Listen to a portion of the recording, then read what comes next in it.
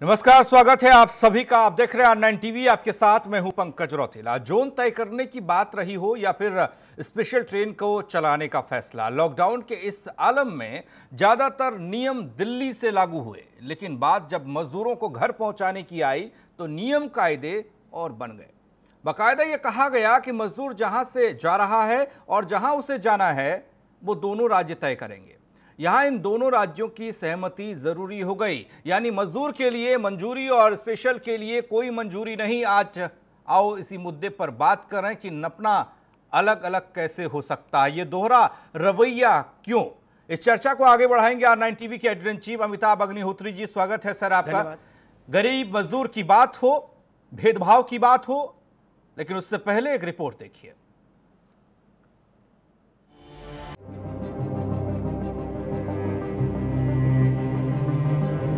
पथरीले रास्ते, पथराए हुए पैर, दुखता हुआ पेट, लड़खड़ाती उम्मीदें, मुकद्दर से मजबूर, ये वो मजदूर हैं जो इसी मुल्क की मिल्कियत को अपनी मुट्ठी में दबाए चले जा रहे हैं अपनी मंजिल की ओर, क्योंकि दावों की पटरी पर दौड़ती किसी रेल में इनके लिए जगह नहीं है।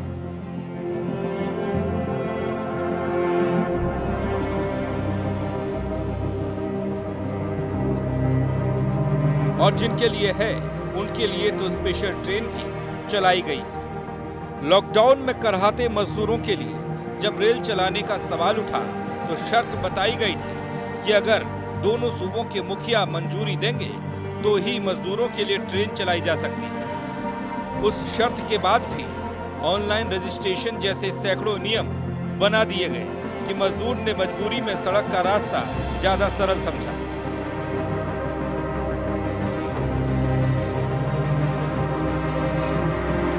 अंदर गए तो भगा दिया ना, हम लोग को भगा दिए प्लेटफार्म से। बोले कि पास बनवाओ, इधर उधर हम लोग चल के पैदल पास बनवाए, फिर भी हम लोग को उधर प्लेटफार्म में नहीं मिला। आप लोग के पास पैसा है? पैसा नहीं। पैसा होता तो हम लोग पैदल नहीं चलते। कहाँ रहते आप? कुंडा मोगा रहते। कहाँ से आने हैं और आप? हैदराबाद से आ रहे हैं। तो कोई शासन ने आपको कोई व्यवस्था नहीं दी क्या? बिल्कुल नहीं, किसी भी तरीके से? बोले में एक बार खाना मिला हमको, हाँ। बाकी कहीं पे हमको कुछ नहीं मिला। यहाँ पे खाना मिला तो खाना योग्य नहीं था। कहाँ? रजे गाँव में। तो आपकी मेडिकल जांच वगैरह हो गई? हाँ। तो आपको वहाँ जो हैदराबाद में किसी तरीके की सुविधा नहीं मिल पाई है? नहीं, कुछ भी नहीं, किसी भी तरीके में। वहीं अब जब स्पेशल ट्रेन चलाने की बारी आई तो ना कोई शर्त, ना कोई नियम, दो राज्यों की कोई मंजूरी भी जरूरी नहीं रही। एक प्रदेश की परिधि से लेकर पूरे देश की परिधि तक स्पेशल ट्रेन खूब पटरी दौड़ रही है। इधर सड़क पर पैदल चल रहे मजदूर का सफर मौत का सफर बन रहा है।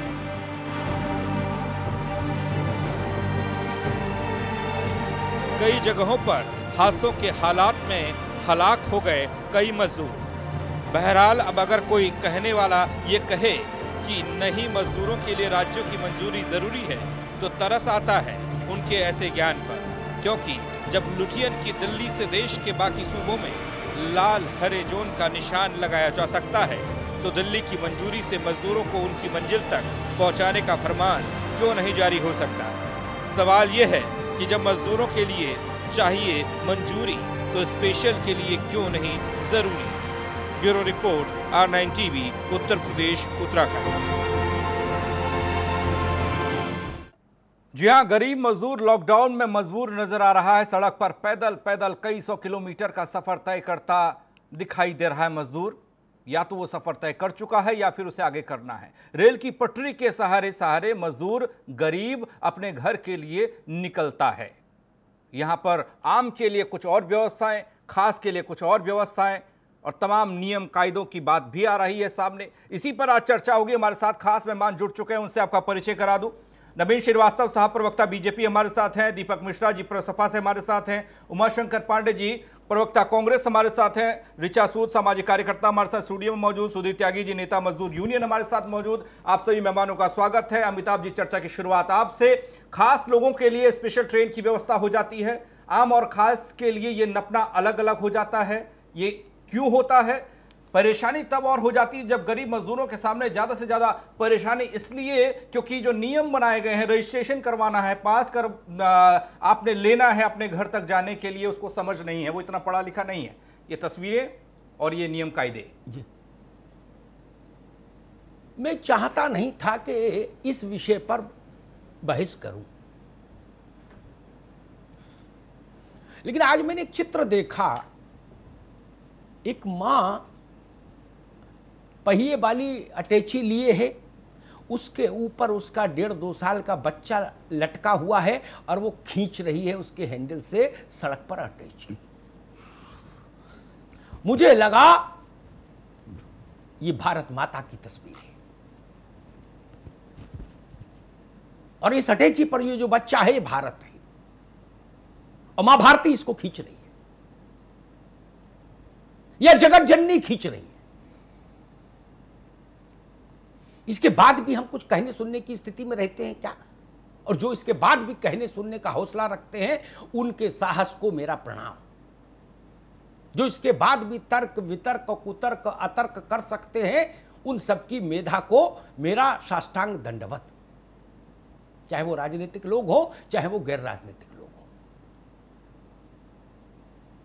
भीख मांगने वाली जो गाड़ी हमने बचपन में देखी थी जिसपे अपंग लोग बैठकर भीख मांगते थे, पांव में हाथ में चप्पल पहन लेते थे और उसको खिसकाते थे, वो गाड़ी मैंने देखी थी आज से 40 बरस पहले। उस गाड़ी में एक गर्भवती मां, छोटा बच्चा और पति खींच रहा, 700 किलोमीटर खींच चुका था और हम लोग कह रहे सब अच्छा है, सब अच्छा है।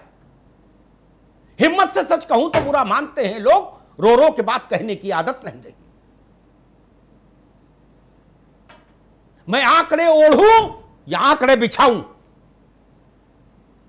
मैं बाबुओं की फाइलें पढ़ूं या सड़क पर चलता हिंदुस्तान देखूं, मैं पीपीटी देखूं, पावर पॉइंट प्रेजेंटेशंस ब्यूरोक्रेसी के, या हिंदुस्तान के मुस्तकबिल को सड़क पर धक्के खाते हुए देखूं। मेरे मन में आक्रोश है, यह व्यवस्था क्यों बनाई गई? जब हिंदुस्तान एक है, बड़ी गंभीर बात कह रहा हूं, उसी पर बहस करना चाहूंगा। ये ध्यान रखिए, पार्टियों के एजेंडे नहीं चलेंगे। नागरिकता राज्य की नहीं है, आंध्र की नागरिकता नहीं, तेलंगाना की नागरिकता नहीं, उत्तर प्रदेश, बिहार, झारखंड, मध्य प्रदेश, राजस्थान की नागरिकता नहीं है। 135 करोड़ लोगों के पास नागरिकता भारत की है। सिर्फ भारत लिखा होता है, राष्ट्रीयता भारत या इंडियन, इतनी ही पहचान है। जब इतनी ही पहचान है तो दो कानून कैसे बन गए? अमिताभ अग्निहोत्री, दीपक मिश्रा, नवीन जाएंगे तो स्पेशल में जाएंगे, ड्राई फूड भी मिलेगा। उसके लिए नीतीश बाबू की चिट्ठी नहीं चाहिए दिल्ली से, दिल्ली को। ममता बनर्जी की चिट्ठी नहीं चाहिए, केसीआर की चिट्ठी नहीं चाहिए, जगन मोहन रेड्डी की चिट्ठी नहीं चाहिए। ननकू के लिए चिट्ठी लाओ। कहां से जाना है? बोले बंगाल से जाना, बिहार। बोले जाओ, दोनों चिट्ठी लिखा के लाओ, एक ममता जी से और एक नीतीश बाबू से। चिट्ठी लाके या जमा करो, तब देखेंगे। बताइए क्यों भाई? ममता बनर्जी भेजने से मना कैसे कर सकती और नीतीश बाबू लेने से मना कैसे कर सकते? ये जंगल राज है क्या? हिंदुस्तान में आवागमन मुख्यमंत्री तय करेंगे क्या भारत के नागरिक का? और अगर यही नियम है तो ये नियम उन 15 विशेष गाड़ियों पर लागू क्यों नहीं जिनमें बड़ा आदमी चल रहा है इस वक्त? क्यों नहीं दिल्ली से तिरुवनंतपुरम जाने वाली गाड़ी के लिए केजरीवाल की चिट्ठी और वहां तमिलनाडु की चिट्ठी क्यों नहीं मांगी गई? क्यों नहीं मांगी गई? उद्धव ठाकरे की चिट्ठी क्यों नहीं मांगी गई नई दिल्ली रेलवे स्टेशन से छत्रपति शिवाजी टर्मिनस चलने वाली रेलगाड़ी में? केजरीवाल और उद्धव की चिट्ठी दिखाओ, चिट्ठी दिखाइए मुझको।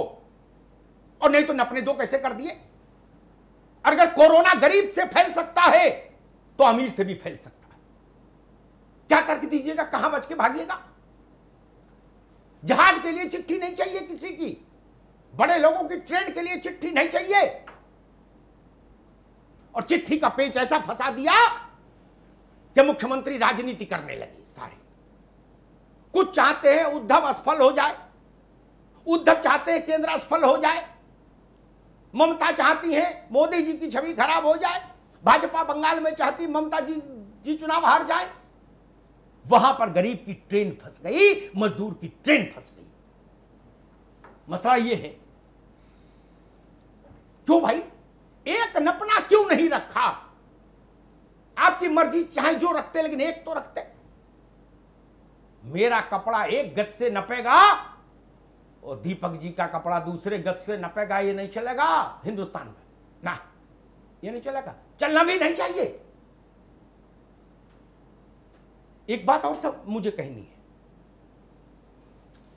ये जिम्मेदारी क्यों नहीं हमने राज्यों से पूछते हैं हम कि आपके यहां से कोई भूखा चला क्यों?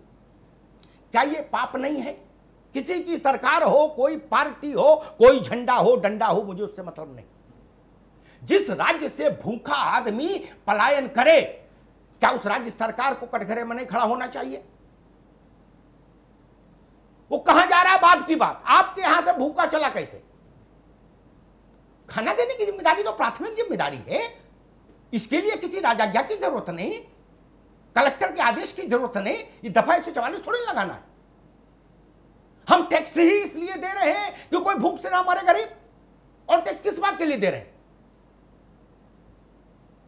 और तो कोई काम नहीं ना अभी फिलहाल देश के सामने। हमने कभी हवाई जहाज खरीदने के लिए तो टैक्स नहीं दिया, हमने दिया कि ननकू और रज्जाक के पेट में रोटी रहे। कहां गया मेरा पैसा टैक्स का? राज्यों से पूछा जाना चाहिए। मैं सारी बात मान भी लूं कि भाई जो आप कह रहे हो चलो वो भी ठीक है, मुझे ये बताइए कि ये जो गरीब आदमी है जो चल रहा है, ये डंपर पर, ट्राली पर, ट्रैक्टर पर, ट्रक पर जिससे भी गुजर रहा है, जिसमें सड़क पर मर रहा है, कट रहा है, कैसा दृश्य आज मैंने देखा मुजफ्फरनगर में, बिहार के 2 स्थानों पर, कहीं गमछा पड़ा है, कहीं पायल पड़ी है, कहीं चप्पल पड़ी है, कहीं नेकर पड़ी है, कहीं सत्तू बिखरा पड़ा है।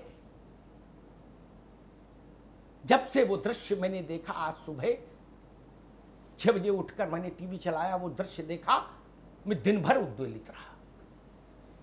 उससे बड़ी शर्मनाक चित्रावली कोई हो नहीं सकती। मुझे ये बताओ, सब लोग अपने अपने विवेक से, बुद्धि से, कि क्या जिन इलाकों से ये वाहन गुजरे, ट्रक वगैरह जिनमें मजदूर सवार था, क्या वहां के कलेक्टर और कप्तान को तत्काल प्रभाव से निलंबित नहीं कर देना चाहिए? लॉकडाउन है, ये गरीब 700 किलोमीटर 600 किलोमीटर की यात्रा कैसे कराए?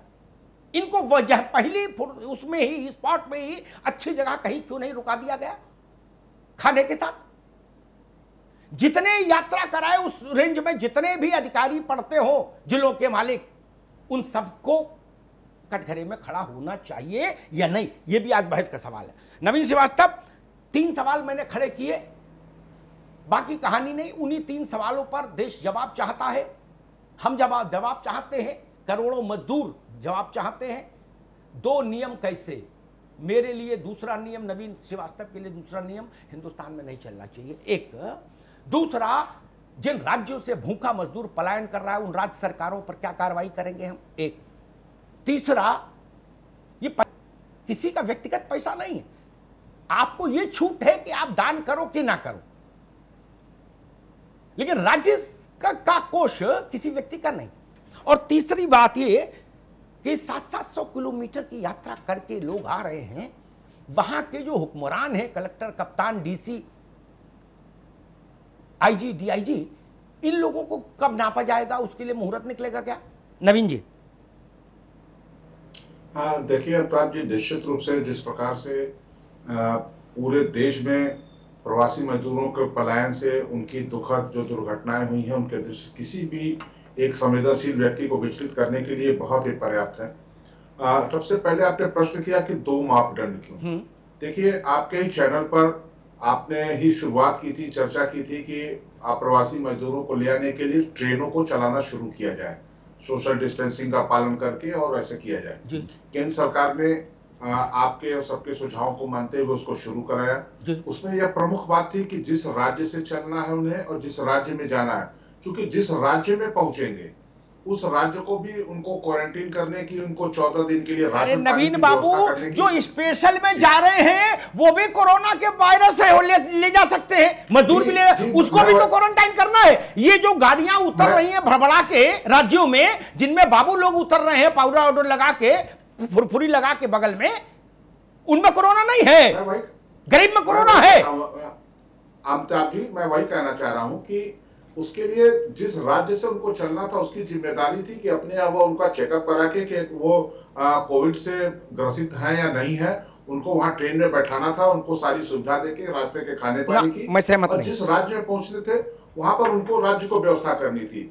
लेकिन कहीं ना कहीं जिस प्रकार से मरीज सामने आ रहे हैं, जो मुंबई से अन्य राज्यों से उत्तर प्रदेश और बिहार में पहुंचे हैं, गाँव में वह कोरोना से संक्रमित पाए जा रहे हैं, तो कहीं ना कहीं वहां की राज्य जहां से वो चले थे वहां की सरकार ने अपने दायित्व का निर्वहन ठीक से नहीं किया। चाहूंगा एक चीज अमिताभ जी, और जो सबसे बड़ी बात आपने कही कि लाखों की संख्या में प्रवासी मजदूर 700 किलोमीटर, 1000 किलोमीटर, 1300 किलोमीटर चल के कैसे है, राज्य सरकारों ने उनकी व्यवस्था क्यों नहीं, कैसे वो भूखे रह गए, जो किसी भी सरकार का लोक कल्याणकारी राज्य में सबसे बड़ा दायित्व है।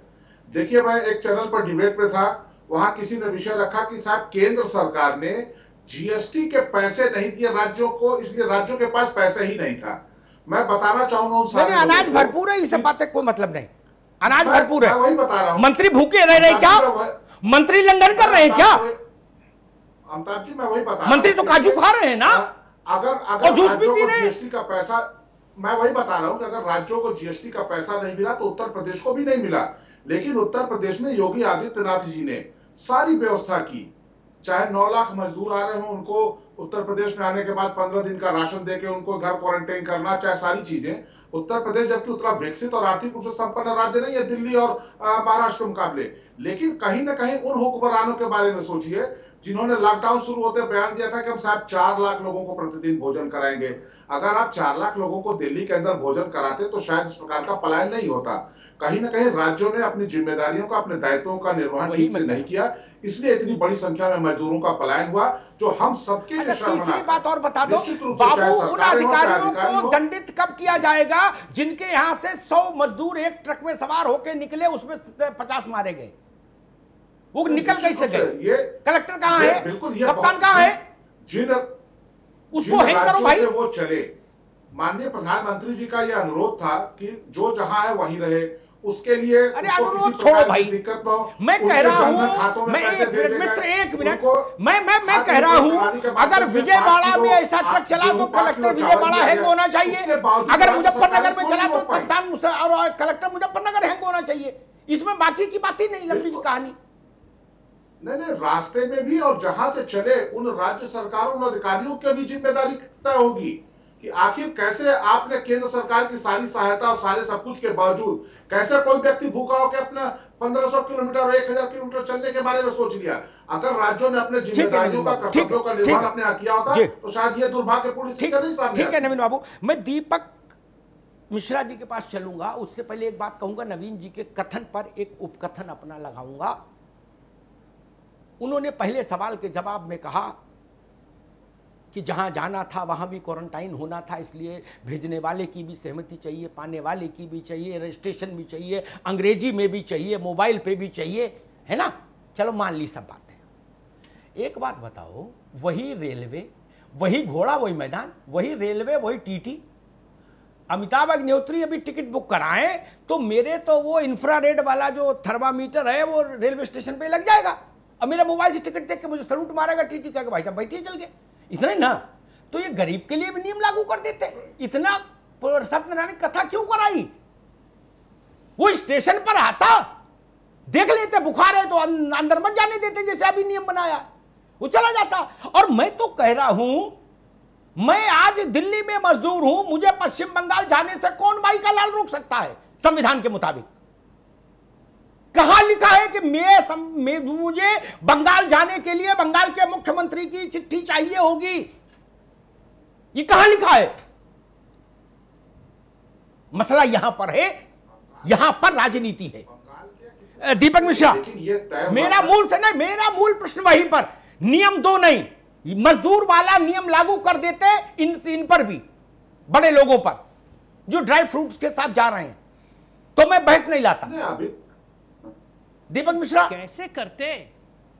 नहीं, कैसे करते? इन्हें तो दीवाने आम और दीवाने खास की जो सदियों पुरानी सामंतवादी सोच है उसे आगे बढ़ाना है।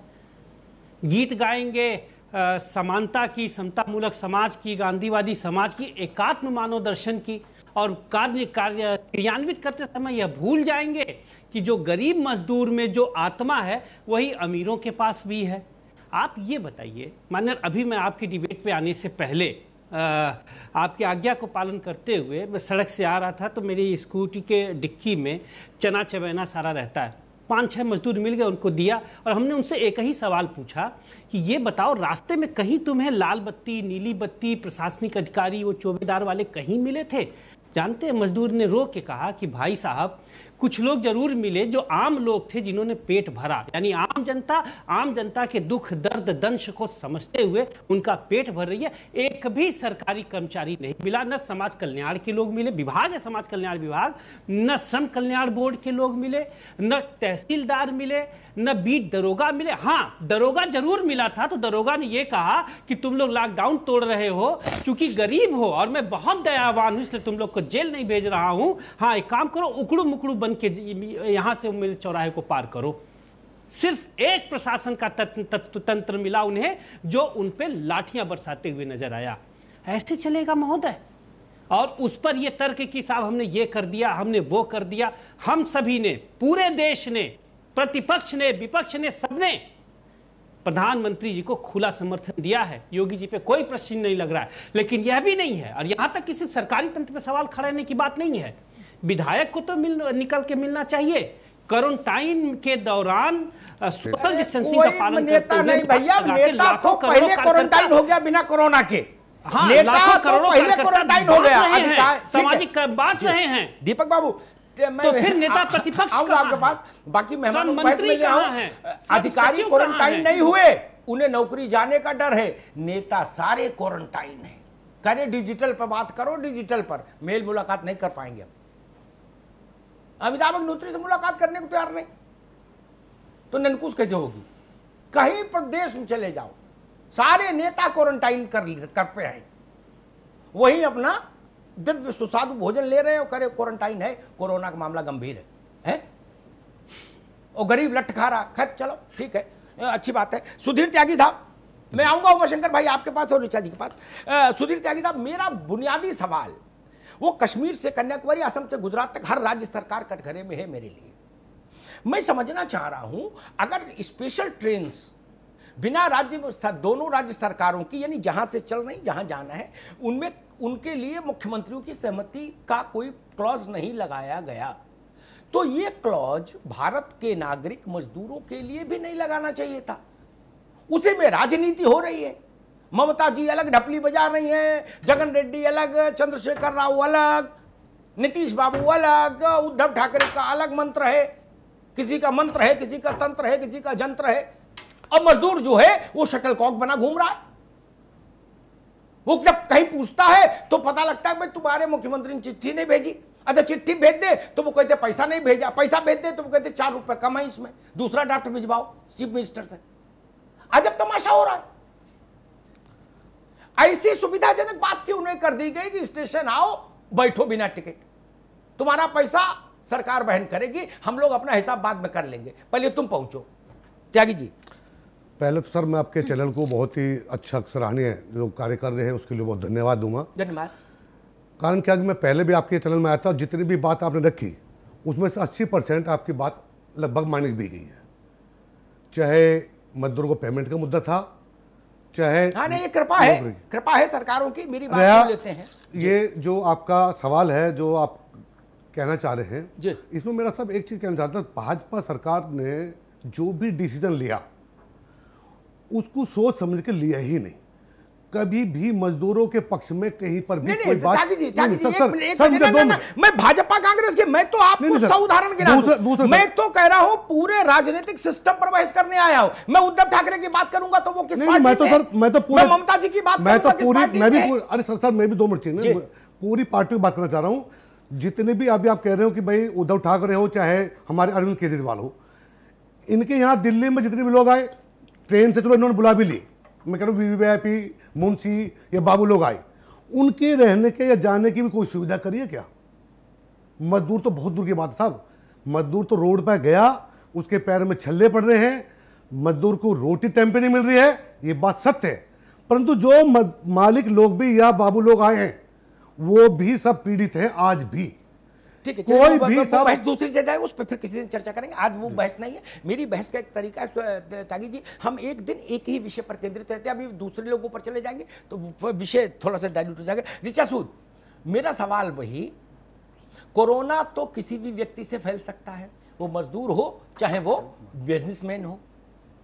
अगर बिजनेसमैन एसी गाड़ी में जा सकता है बिना किसी झमेले के ठाठ से, उसके लिए किसी मुख्यमंत्री की चिट्ठी की जरूरत नहीं, तो मजदूर क्यों नहीं? वो भी कहीं उतरेगा, वो हवा में तो रहेगा नहीं बिजनेसमैन के, वो आकाश में रहेगा, जमीन पर कोरोना चला जाने के बाद आएगा। जब उतरेगा तो घर भी जाएगा, मोहल्ले में, गली में, टोले में, अपार्टमेंट में, वैसे वो जाएगा, या क्वारंटाइन में वो भी रहेगा तो मजदूर भी रह लेगा। तो अंतर कहां है? और जब अंतर नहीं, एक ही ह्यूमन बॉडी और एक ही बीमारी, तो नियम दो क्यों? इस पे सबसे पहले तो ये बहुत ही संवेदनशील मुद्दा है और इस पे एक संवेदनशीलता से ही विचार किया जाना चाहिए था। वहाँ संवेदना ही मिसिंग थी जहाँ से ये चीज़ शुरू हुई। अगर हमारे प्रशासनिक अधिकारी, हमारे नेता लोग इस चीज को दृश्य देखिए जो माँ जो है बच्चे को खींच रही है, जी अटैची पे पीछे उसने डाला हुआ है, तो यही जो संवेदना हमारे प्रशासनिक अधिकारियों में और हमारे राजनेताओं में मिसिंग है। मैं आज भी सुन रही हूँ कि पुलिस वालों ने ये दबा लिया, पुलिस वालों ने ये दबा लिया। फूल वर्षा और ये सब वीडियो बनने के लिए तो हो रहे हैं, बहुत अच्छी बातें हो रही हैं बहुत जगहों पर, लेकिन जहां संवेदनशीलता की जरूरत है वहां संवेदना मिसिंग है फैसले लेने में। और जो ये मजदूर चले जा रहे हैं, चलते चले जा रहे हैं, इनके लिए जब संवेदना, आप देखिए कि मैंने एक दृश्य देखा था, जो सीमेंट को घोलने वाला आपका जो ग्राइंडर होता है, उसके अंदर से 25 मजदूर निकल रहे हैं। वो सोचिए वो सांस भी नहीं ले पा रहे, लेकिन उनकी शिद्दत है कि वो किसी तरह अपने घर पहुंच जाएं। तो बिल्कुल मैं तो ये कहूंगी कि आपने जो आज आवाज उठाई है ये हमारे सारे हुक्मरानों तक पहुंचे, और ये जरूर होना चाहिए, इनको बिल्कुल, मजदूरों को बिल्कुल मुफ्त सेवा मिलनी चाहिए, ट्रेन चलनी चाहिए, और उन ट्रेनों के द्वारा ये बिना किसी रोक टोक के केवल सिर्फ एक इनकी मेडिकल जांच के बिहाफ पे इन्हें इनके घरों तक पहुंचाना जरूरी है। वहां जाके राज्य सरकारें इनको क्वारंटाइन करें, 14 दिन के लिए इन्हें अनाज दें, उसके बाद इन्हें रखें, वही जरूरी है। क्योंकि यहाँ पे अभी भी क्या हो रहा है कि कथनी और करनी फर्क है, फाइल और जमीनी हकीकत बहुत फर्क है। फाइलें और जमीनी हकीकत जिस दिन एक होनी शुरू हो जाए, कुछ हद तक भी तो बहुत सुधार होगा। लेकिन सबसे पहले यहाँ जो मुद्दा है वो है हमारी संवेदनहीनता का, संवेदनशीलता की बहुत जरूरत है। बहुत अच्छी बात कही ऋचा आपने, मसला है संवेदनाओं का। जी लता जी ने एक बड़ा प्रसिद्ध गीत गाया था, पंडित जी के सामने जब गाया था तो जवाहरलाल जी की आंख में आंसू आ गए थे, जरा आंख में भर लो पानी। मैं वही बात कहूंगा कि जरा आंख में पानी भर लो, तब मामला ठीक होगा। उमाशंकर पांडे के पास मैं चलूंगा, कांग्रेस के प्रवक्ता हैं, लेकिन ये मसला कांग्रेस भाजपा का नहीं। ऐसे चित्र में राजस्थान से भी देख रहा हूं, ऐसे चित्र में छत्तीसगढ़ से भी देख रहा हूं, मध्य प्रदेश, महाराष्ट्र से भी देख रहा हूं, मध्य प्रदेश से भी देख रहा हूं, उत्तर प्रदेश से भी देख रहा हूं। कोई राज्य अछूता नहीं मित्र जहां मजदूर विलाप करता हुआ सड़क पर नहीं। क्या हम ये नहीं मान सकते कि हां हम सबसे गलतियां हुई? Umashankar Pandey, across the political spectrum हम ये क्यों नहीं मान सकते ईमानदारी से अपनी छाती पर हाथ रखकर कि हां हम राजनीतिक दलों से समझने में गलती हुई? क्योंकि दोनों बातें नहीं हो सकती। आप सब लोग जहां जहां शासन में हो कहते हो हमारे यहां तो रसमलाई बट रही, तो मजदूर बेवकूफ है क्या जो सड़क पर मरने के लिए घूम रहा है? 6 मुजफ्फरनगर में मरे, 12 बेतिया में मरे, 14 समस्तीपुर में मरे, 11 भोपाल में मरे, उसको जानकारी नहीं है क्या? उमाशंकर जी, अमिताभ जी देखिए, राजधानी को दिल्ली से दौलताबाद बनाने के लिए निर्णय अगर तुगलक का था तो इतिहास तुगलक को ही दोषी ठहराता आ रहा है। लॉकडाउन लागू करने के पहले अगर माननीय प्रधानमंत्री जी ने इन मुद्दों पर विचार नहीं किया तो जाहिर सी बात है कि इसके लिए जिम्मेदारी माननीय प्रधानमंत्री की सबसे ज्यादा होगी और उन्हें और भारतीय जनता पार्टी को इसकी जिम्मेदारी लेनी चाहिए। जिस विषय पर आप बहस कर रहे हैं मैं उसको केंद्रित रखते हुए अगर बात कहूं तो राजस्थान से हमारी 13 ट्रेनें कांग्रेस पार्टी ने अपने खर्चे पर उत्तर प्रदेश के प्रवासी मजदूरों के लिए भेजी और मजदूर अपने घर पहुंचे। लेकिन सूरत के डीएम के पास हमारी 12 ट्रेनें लंबी जहां से 19,200 प्रवासी श्रमिकों को आना है, लेकिन सूरत के डीएम इस बात को लेकर परमिशन नहीं दे रहे हैं। उनका कहना है कि उत्तर प्रदेश की सरकार पर संस्तुति नहीं दे रही है। बिल्कुल यही कंडीशन है भरूच से और बलाट से, जहां से हमारी 6 और 5 ट्रेनें आनी है। जम्मू कश्मीर की बात करें, बात हुई कि भाई आप उत्तर प्रदेश के लोगों को जो आपके ही दिए हुए लिंक पर उन्होंने पंजीकरण कराया उनको नहीं आने दे रहे। उन्होंने कहा भाई उत्तर प्रदेश की योगी सरकार संस्तुति नहीं दे रही है। तो ये जो खेल हो रहा है ये संवेदनाओं से परे हम राजनीति नहीं कर रहे। नहीं, राजनीति तो कर रहे हो दोस्तों, मैं समझ गया। बीमार से किसी को लेना देना नहीं है। सब ये चाह रहे हैं बीमार की कुटिया के बाहर झंडा किसका लगे। मैं समझ गया, बीमार आज मरता हो कल मरता हो, आज मर जाए आप लोगों के उससे कोई फर्क नहीं। आप चाहते हो इसके मकान पर झंडा हमारी पार्टी का लग जाए। जब सोच इतनी महान हो जाए तो उसे मैं प्रणाम ही कर सकता हूं और क्या कर सकता हूं। देखिए, मैं फिर इसको पार्टी की बहस नहीं बनाना चाहता। हाँ, जिस राज्य का मैं निवासी हूं उस राज्य की इस बात से मुझे संतुष्टि मिली कि देश भर में सबसे जल्दी और सबसे ज्यादा अगर अपने निवासियों को, मजदूरों को देश भर से किसी राज्य ने अपने घर जुटाया तो वह उत्तर प्रदेश है। मेरी बात अच्छी भी लग सकती है, बुरी भी लग सकती है दूसरे राजनीतिक दलों के प्रतिनिधियों को, लेकिन मेरा तो नपना एक रहता है। 7.5 लाख से ज्यादा प्रवासी उत्तर प्रदेश आया अभी तक। बिहार का मजदूर देश भर में सबसे ज्यादा है, अभी भी वहां 3.5 लाख पहुंचा है। और अगर मैं तस्वीर को इस ढंग से रखने लगूं ना तो बड़ी असहज स्थिति हो जाएगी। सबसे ज्यादा पलायन कहां हुआ? महाराष्ट्र में और पंजाब में। क्यों? वहां की सरकारें दरिद्र हैं। मजदूर को 15 दिन 20 दिन महीना भर इत्मीनान से खाना नहीं खिला सकते क्या? कि भाई तुम्हारी ट्रेन का नंबर आए तो चले जाना, तब तक यहां आराम से रहो।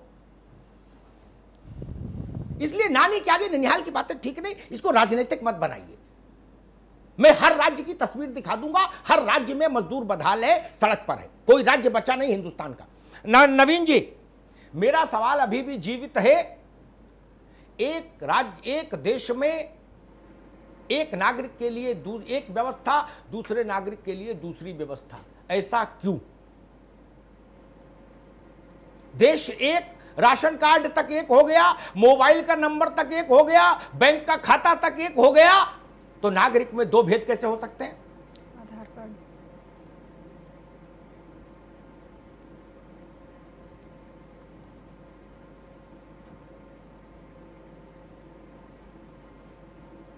नवीन जी, अच्छा दीपक जी, वही सवाल आपसे जो मैं नवीन श्रीवास्तव से पूछ रहा था। खाता एक, आधार एक, पैन नंबर एक, टेन नंबर एक, जीएसटी नंबर एक, पीएसटी नंबर एक, सब नंबर एक हो गया, एक अखंड भारत हो गया है, तो नागरिकता में भेद कैसे हो जाएगा? क्या मजदूर द्वितीय स्तर के नागरिक हैं?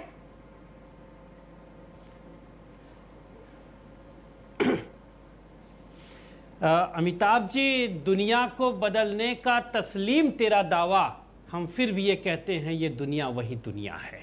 मजदूर के लिए, शोषितों के लिए आज भी दो जातियां, दो वर्ग हैं। एक वर्ग शोषक वर्ग है, एक शोषित वर्ग है। वह जिसके लिए किसी मंत्री, प्रधानमंत्री, मुख्यमंत्री की चिट्ठी की जरूरत नहीं है, वह शोषक वर्ग को बिलोंग करता है, जिसमें टाई पहनने वाले लोग, अंग्रेजी बोलने वाले लोग और कार से चलने वाले लोग हैं। और दूसरी तरफ वो हैं जो दो पैरों से चल रहे हैं। धन पशुओं के साथ तो राजा और साम्राज्य जैसा, साम्राज्य के मालिक जैसा व्यवहार, और जो गरीब हैं उनके साथ वही मैंने आपको बताया ना कि दरोगा कहता है, बीट का दरोगा कि उकड़ू मुकड़ू चलो मुर्गा बनकर, जैसे क्लास में बच्चे नशारत करते थे। तो सही बात यह है कि जिस जिजीविषा की जरूरत थी देश को बदलने में, उस दिशा में काम नहीं हुआ। 1965 में जो एकात्म मानव दर्शन की व्याख्या की थी दीनदयाल जी ने, वह आज आते आते द्वि आत्म दर्शन में बदल गया। वरना यह कैसे संभव होता कि समान नागरिक संहिता की दुहाई देने वाली सरकार के दौर में, ये छोड़ दीजिए, कोई मुख्यमंत्री की कोई हैसियत नहीं है प्रधानमंत्री के आगे। प्रधानमंत्री कलेक्टर है तो मुख्यमंत्री पटवारी है। एक राजज्ञा जारी होगा और मानना पड़ेगा ममता जी को, योगी जी को, सारे जी को। मोदी जी कोई देवगौड़ा जी थोड़े ही हैं। सवाल यह है कि मैं संवेदनहीनता कहीं ना कहीं सबने दिखाई है। जुबान कहती है सारा कसूर उनका है, जमीर कहता है गुनहगार हम भी हैं। सही से मजदूरों के सवाल को उठाया नहीं गया। नवीन श्रीवास्तव कि अगर जिस सड़क पे जो महिला चल रही है उसके साथ राहुल गांधी जी खड़े नहीं हो सकते थे, सोनिया गांधी जी खड़ी नहीं हो सकती थी। दोबारा नवीन श्रीवास्तव को चलते, नवीन जी जेट प्लस की सुरक्षा में ये मालूम ये बहस लाया तो मेरे दिमाग में हमेशा तथ्य रहते हैं कि तर्क के स्तर पर बात खंडित ना हो मेरी।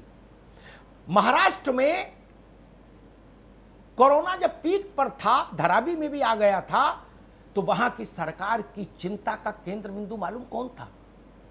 एक घोटाले में फंसा हुआ उद्योगपति और उसके 5 दोस्तों के परिवार, जिनके लिए मुख्य सचिव ने चिट्ठी जारी की कि इनको मां बदौलत को जाना है घूमने, कौन लोखंड वाला कौन वाला है, वहां क्या बवाल है, वहां ये लोग हाफ पैंट पहन के जाएंगे और इनको कोई रोकेगा नहीं। उसकी चिट्ठी जारी हो सकती है, लेकिन 15 लाख मजदूर सड़क से ट्रेवल कर रहा है, उसकी चिंता नहीं हो सकती। उनको अरेस्ट किसने किया ये बताइए। नवीन श्रीवास्तव, अरे आ रहे हैं आपके पास, आ रहे हैं मालिक। मैं सबको आईना दिखाऊंगा, सबको आईना दिखाऊंगा, मेरे पास कई आईने हैं। थोड़ा रुकिए नवीन श्रीवास्तव जी। अमिताभ जी, मैंने कहा आप राजनेताओं को, सरकारों को, अधिकारियों को, नौकरशाहों को, बड़े लोगों का तो हित याद रहता है कि साहब की गाड़ी ठीक से निकले, उसमें खरोच ना आ जाए, लेकिन मां बच्चे को इस पर खींच रही है अटैची पर, यह दृश्य नहीं दिखता। अमिताभ जी, निश्चित रूप से आने वाले समय में इसकी एक बहुत लंबी आपने चर्चा की, इस पर बहुत एक लंबी चर्चा होगी कि आखिर कहां चूक हुई। लाखों की संख्या में अप्रवासी मजदूर सड़कों पे हैं, सारे दुख दर्द कष्ट उठा के।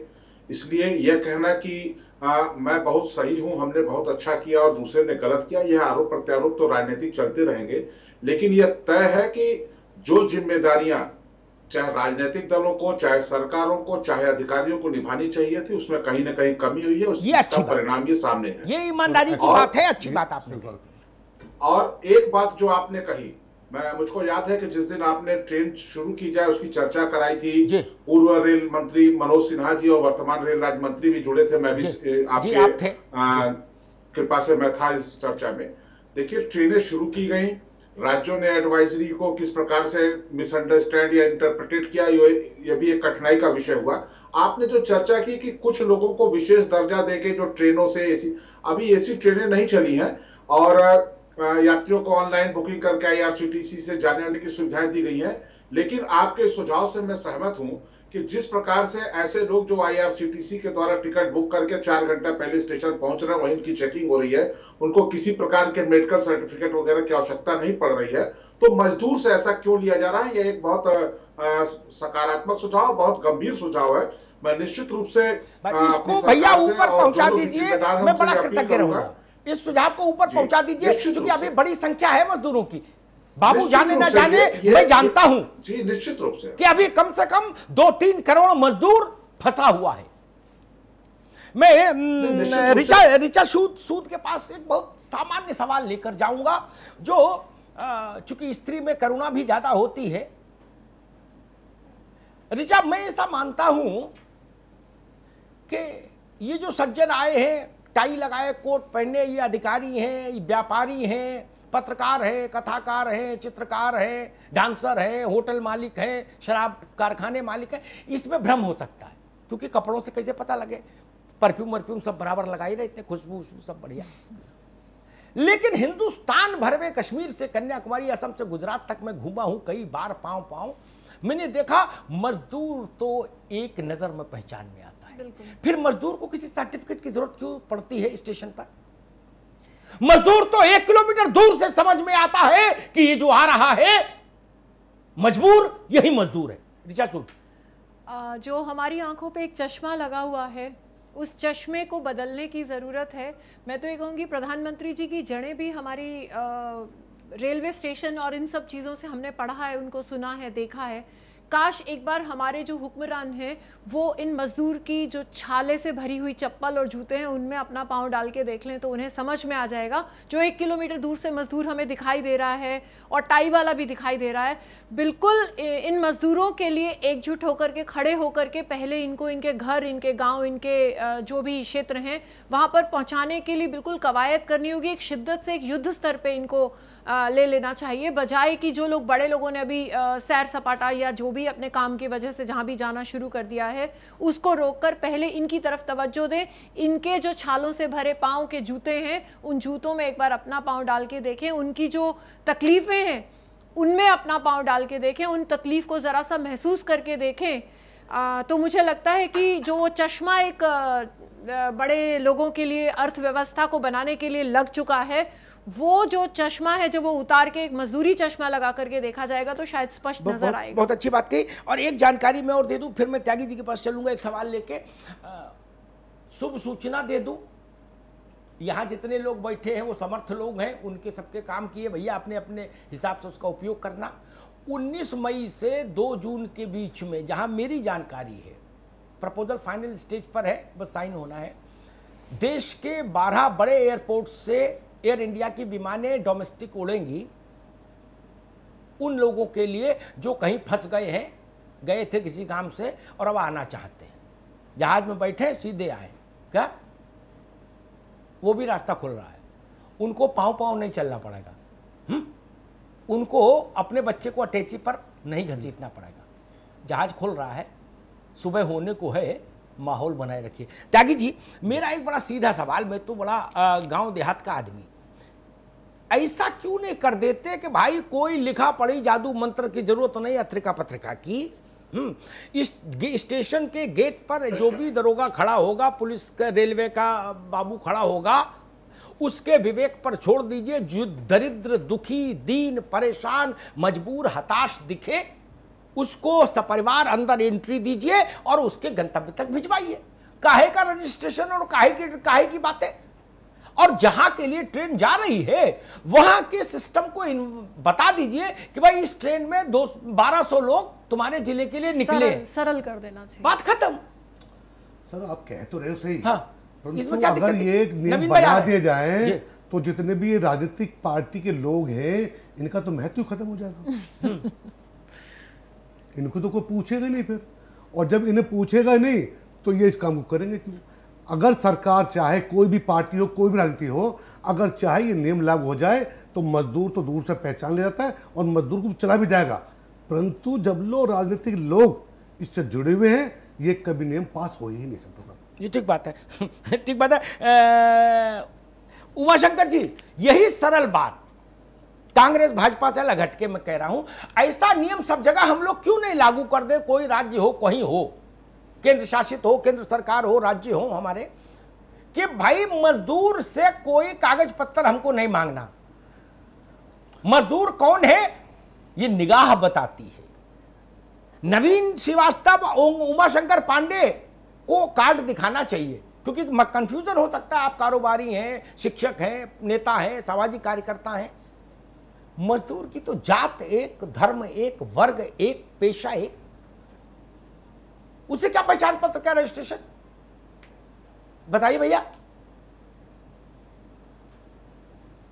अमिताभ जी, सरकार जनता के द्वारा और जनता के लिए ही होती है। इस संकट काल में जब प्रधानमंत्री जी ने और सभी सरकारों ने ये स्वयं कह दिया और सब तक बात पहुंच गई कि रेलवे में कोई किराया नहीं लगेगा, फिर कागज पत्र का तो कोई मतलब ही नहीं रह जाता। और इस लॉकडाउन में कौन अपना घर छोड़ के कहीं और जाना चाहेगा? यानी कि जो भी ट्रेन की तरफ रुख करेगा वो जाहिर सी बात है जरूरतमंद मजबूर है, श्रमिक है, कामगार है, जिसका काम छिन गया वो अपने गांव को जाना चाहता है, वो ट्रेन में बैठ जाए। और नवीन जी कितनी हास्यास्पद बात है, जो बगैर टिकट लिए कोई ट्रेन में बैठ जाता है तो उसकी पहले से ही है, वही सिस्टम क्वारंटाइन के लिए काम, वहाँ ड्यूटी लगा दीजिए, वहाँ पुलिस लगा दीजिए, जो है ही वो उनको क्वारंटाइन सेंटर भेज देगी। लेकिन ये आधार कार्ड का संबंध लाइए, आधार कार्ड लाइए, लिंक भेज दिया, उस पर रजिस्ट्रेशन करिए, ये सब करके मजदूरों को परेशान करना, पूरे तरीके से लोगों को मदद देना, जो इनको अपना समझ में आया उसके लिए अलग व्यवस्था कर दिया, जो इनके अपने नहीं समझ में आए उनको आगे में रोड़े अटका दिए। ये एक सरकार का धर्म नहीं है, ये राज धर्म भी नहीं है, ये मानव धर्म भी नहीं है। ठीक है उमाशंकर भाई, नवीन श्रीवास्तव कुछ कहना चाह रहे हैं, एक आखिरी टिप्पणी उनकी भी ले लो, समय सीमित है। एक बात कह के इस देश में, ठीक है एक मिनट रुको उमाशंकर जी, आगे एक बात कह दूं नवीन, उसके बाद आपके पास आता हूं। इस देश में कोरोना काल में मजदूर से ट्रेन का पैसा लेने का पहला पाप मालूम कहां हुआ? अगर मैं सही याद कर पा रहा हूं, औरंगाबाद था शायद वो शहर, या महाराष्ट्र मुंबई होगा। वहां से पहली ट्रेन जब रवाना हुई गोरखपुर के लिए, उत्तर प्रदेश के गोरखपुर शहर के लिए, तो वहां स्टेशन पर ही 875 रुपया ले लिए गए हर आदमी, तब अंदर घुसने दिया गया।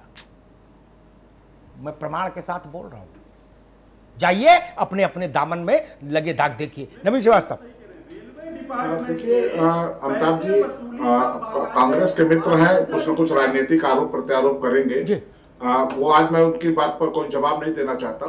जो चर्चा आई, मैं एक बड़ा सुखद पहलू आपको बताना चाहता हूं जो मैंने खुद अपनी आंखों से देखा। लखनऊ में शहीद पथ पर मैंने देखा, जो प्रवासी मजदूर सैकड़ों की संख्या में पैदल जा रहे थे। मैंने ऐसे पुलिस वालों को भी देखा कि जिन्होंने उस रास्ते से गुजरते हुए खाली ट्रकों को रुकवा के उनको बैठने की व्यवस्था की, उनके लिए अपने क्षमता से, अपने स्तर से या किसी से मांग के पानी उसकी व्यवस्था की। ऐसा नहीं है, देखा मैंने भी देखा। लेकिन यह काम सरकारों का था, यह काम सरकारों का था, और सरकारों ने चाहे जहां से वो चले, चाहे जहां से होके जा रहे हैं, कहीं ना कहीं इसको सबको ईमानदारी से स्वीकार करना चाहिए कि हमसे कमी हुई है, जिसका ये परिणाम सामने आ रहा है। अब कैसे हम आगे, ये बात बहुत अच्छी कही नवीन बाबू आपने, मेरा मन प्रसन्न कर दिया। कम से कम राजनीति इतनी तो खुले, गलती तो माने, ये लोकतंत्र है, सिर झुकाने में क्या तकलीफ है? ये माई बाप है हमारे, जब मैं इनको माई बाप मान रहा हूं, मुझे वोट नहीं लेना, तो आप तो मानो ही मानो, आपका तो चेहरा ही खराब कर देंगे ये लोग राजनेताओं का। मुझे तो चुनाव नहीं लड़ना, लेकिन जिनको चुनाव लड़ना है उनको सोचना पड़ेगा कि 10-12 करोड़ लोग जो सड़क पर निकले हैं ये क्या मानस बनाएंगे। ठीक, संपादकीय टिप्पणी के लिए अमिताभ जी आपके पास आ रहा हूं, प्लीज। नवीन जी ने जो बात की मुझसे सहमत हूं। मैंने ऐसे पुलिस के सिपाही देखे, अधिकारी तो बड़े, जिनकी तनख्वाह कम होती है, छोटे मुलाजिम में। मैंने देखा एक सिपाही ने अपना जूता दे दिया, बोला हम नंगे पैर कर लेंगे। किसी ने चप्पल 100 जोड़ी मंगवा के दे दी कि चलो भाई। किसी ने कुछ नहीं, 2, 4, 5, 10 दर्जन केले दे दिए, जिसकी जो सामर्थ्य। समाज भी कर रहा है और पुलिस के लोग, राजस्व के लोग, वो भी कर रहे हैं। लेकिन मेरी शिकायत राजनीतिक वर्ग से है। वो जो कुछ कर रहे हैं वो परोपकार है। आपको जो करना था वो दायित्व था। दायित्व और परोपकार के अंतर को समझिए। ऋचा जो कर रही है वो परोपकार है, करुणा है। सुधीर त्यागी जी जो कर रहे हैं वो करुणा है। लेकिन सत्ता का दायित्व है, फर्ज है, उससे विचलन नहीं हो सकता। एक आखिरी बात मैं कहता हूं नवीन बाबू, मैं बड़ा कृतज्ञ रहूंगा अगर ये बात पीयूष जी तक पहुंचा सकें केंद्र सरकार ये बड़ा रट्टा बड़ा लंबा चल गया था कि जी बिहार की चिट्ठी दिल्ली की चीफ सेक्रेटरी को, दिल्ली की चीफ सेक्रेटरी वो पता लगा 3 महीना तक चिट्ठी भेज रहे हैं। वो कह रहे 86,44,642 रुपए हुए, वो कह रहे ने 42 रुपए ज्यादा है, दोबारा से जोड़ो। ये तमाशा जो है, मैं एक सरल रास्ता बता दूं सरकार को, केंद्र को, झंझट ही खत्म और 1 रुपया का नुकसान नहीं केंद्र का। केंद्रीय सहायता जाती है राज्यों को, सब राज्य बिना किसी से पूछे ट्रेन भेजो, जो मुख्यमंत्री वहां लॉकडाउन कर देंगे, मजदूर को नहीं उतरने देंगे और बाकी हम देख लेंगे, वो देखे कैसे चुनाव लड़ने जाता है। फिर ऐसा दुस्साहस कोई नहीं कर सकता, कोई माई का लाल इतना बहादुर नहीं जो मजदूर की ट्रेन आ जाए स्टेशन पर और कहे हम इनको वापस भेज रहे हैं। किसी की हैसियत नहीं भारत में। ठीक, केंद्रीय सहायता उनके खाते का लिखते रहो छोटी डायरी में, रेलवे बोर्ड लिखता रहे। उदाहरण के लिए मान लिया अशोक जी के राज्य के लिए 1 करोड़ रुपया बकाया हो गया ट्रेन का, आपने इतनी ट्रेन भेजी, केंद्रीय सहायता जो भेजे उसमें 1 करोड़ रुपया काट के भेज दीजिए, वो जमा कर दीजिए यहां रेलवे पूल में। क्या समस्या है? ये चिट्ठी क्यों खेल रहे हो? बैंक ड्राफ्ट भेजो, वो करें नहीं तुम्हें मेरी कसम आरटीजीएस करेंगे, उन्होंने एनएफटी कर दो, क्या उन्होंने हवाला से भेजेंगे, क्या तमाशा है भाई? मजदूर मर रहा है 40 डिग्री टेम्परेचर में, आप लोग अपना खेल रहे हो खेल। ये गलत सुझाव हो तो मुझे टोक दीजिएगा। केंद्र पैसा भेजता है हर राज्य को, जो राज्य का अंश बोला जाता है, राज्य का अंश केंद्रीय पूल में, केंद्रीय कोष में, उसमें से काट लीजिए, क्या तकलीफ है? आपने नाक सीधी पकड़ सकते थे, उसको 25 किलोमीटर घुमाया क्यों? अलग अलग मुख्यमंत्रियों को राजनीति करने का अवसर मिल गया, क्यों? महाराष्ट्र में जो पैसा लिया गया, जो शुरुआत हुई इस घृणित परंपरा की, उसमें महाराष्ट्र पुलिस के लोग थे। ये कैसे हो गया? क्या राज्य की जिम्मेदारी नहीं थी कि जब पहली ट्रेन जा रही है तो राज्य का कोई बड़ा आदमी वहां खड़ा होता स्टेशन पर और सुरक्षित देखता कि कोई ऐसी व्यवस्था ना हो? और एक जगह हुआ तो लूट चल निकली, टिकट का ही नहीं पता कौन किससे पैसा ले गया। अब गरीब तो नहीं जानता, जो डंडा लेके पहुंच गया उसने कहा उतरो तुम नीचे, नहीं तो दो 500 रुपए, तो देना पड़ा उसको। वो तो नहीं जानता आप रेलवे बोर्ड से हो, आप पुलिस के हो, आप कलेक्टर हो, आप यहां के कौन हो, ये गुंडे हो, बदमाश हो, दादा हो, पहलवान हो, वो क्या जाने? वो बता रहे हैं रो रो के कि साहब 700 रुपया था वो भी छीन लिया। ये रंगदारी टैक्स है क्या? केंद्रीय सहायता से राज्यों से पैसा क्यों नहीं काट लिया? कोरोना में राज्यों को सहायता जा रही है, प्रतिदिन जा रहा है पैसा केंद्र से, उसमें से काट लीजिए। और ये क्यों ऐसा बैरियर लगाया कि 2 लोग राजी होंगे? ये शादी करा रहे हैं क्या कि भाई लड़की वाले भी राजी हो, लड़के वाले भी राजी हो, तब लगन हो? अरे भाई हमारे देश का नागरिक, उस राज्य में उसका घर, यहां नौकरी कर रहा, वो जाना चाहता है, कोई माई का लाल कैसे रोक लेगा? ये कानून ठीक नहीं जी, ये कानून ठीक नहीं, इसका विरोध होना चाहिए। राज्य की कोई स्थिति नहीं बनती इसमें। मैं तब तो मान लूं कि जापान का आदमी आना चाहता है तो भाई लिखा पड़ी चाहिए। अरे हिंदुस्तान का आदमी कश्मीर से कन्याकुमारी कहीं जाए, अपने घर लौटने के लिए हमको चिट्ठी चाहिए होगी। हम इसी मिट्टी में पैदा हुए और इसी मिट्टी में दफन हो जाएंगे मित्र। इसी मिट्टी में हमारे बाप दादा दफन है, हमारी पीढ़ियां इसी मिट्टी में दफन, इसी गंगा का पानी पी के हजारों साल से भारत चला है। अब हमको चिट्ठियां चाहिए होगी बाबुओं की, चीफ सेक्रेटरी की, कि वो लिखे माई बाप मां बदौलत कि ये 5000 लोग आ सकते हैं और ये वाले जो काले कपड़े पहने 5000 नहीं आएंगे, गुलाबी कपड़े वाले आएंगे। ऐसा तो कभी अंग्रेजों ने नहीं किया। क्यों राज्यों को इतना यह किया गया? और एक कड़वी बात जरूर कहूंगा, जब हम ये तय कर सकते हैं कि कौन सा इलाका हरा होगा, कौन सा नारंगी होगा, कौन सा लाल होगा, तो फिर ये निर्णय राज्यों पर क्यों छोड़ दिया कि चिट्ठी नहीं आएगी चीफ मिनिस्टर की तो आपकी ट्रेन नहीं जाएगी? ट्रेन भारत की है, पटरी भारत की है, जमीन भारत की है, आदमी भारत का है। राज्यों के नाम हमने दे दिए, वो स्वायत्त नहीं बनाए, वो अलग देश नहीं है मित्र।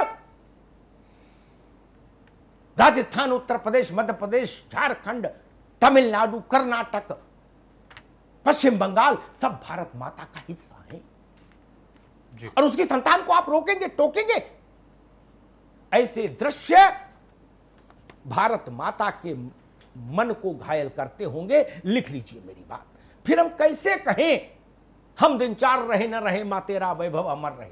मां हमसे पूछेगी नहीं कि लाल मेरे यही वैभव अमर कर रहे हो मेरा, है कि मेरी संतान अटैची पर खींची जा रही है सड़क पर? हम कहते हैं ना कि हम दिन चार रहे न रहे मां तेरा वैभव अमर रहे। ये वैभव देना चाहते हैं मां भारती को। मुझे अच्छी लगी बात भाजपा के नेता की, कम से कम उन्होंने कहा कि हां कहीं चूक हुई है, ये दृश्य बता रहे हैं, गवाही दे रहे हैं। ये सकारात्मक पहल है। इस दृश्य से सोचे सारे राज्यों के मुख्यमंत्री भी। मैं निवेदन करूंगा, गरीब को रास्ता दीजिए। अमीर को आपकी कृपा नहीं चाहिए, वो अपना खुद रास्ता ढूंढ लेगा, लेकिन जिसको आपकी कृपा चाहिए, सहयोग चाहिए, उसके साथ बैसाखी बनकर खड़े होइए। धन्यवाद। नवीन श्रीवास्तव, दीपक मिश्रा जी, उमाशंकर पांडे जी, ऋचा सूद जी, सुधीर त्यागी जी, अमिताभ जी, बहुत बहुत शुक्रिया आप सभी का। तो आम और खास में क्या फ़र्क होता है? भारत के दो हिस्से कैसे हैं? एक इंडिया, एक भारत। इंडिया जहां स्पेशल ट्रेन के जरिए भेज दिया जाता है, तो भारत पैदल पैदल पाँव पाँव चल रहा है। ये जानने की और समझने की कोशिश की कब गरीबों और इन तमाम मजदूरों की मजबूरी के बारे में सोचा और समझा जाएगा। इस खास कार्यक्रम में इतना ही। बाकी खबर के लिए आप बने रहिए आनंद टीवी के साथ, सिर्फ खबर के लिए।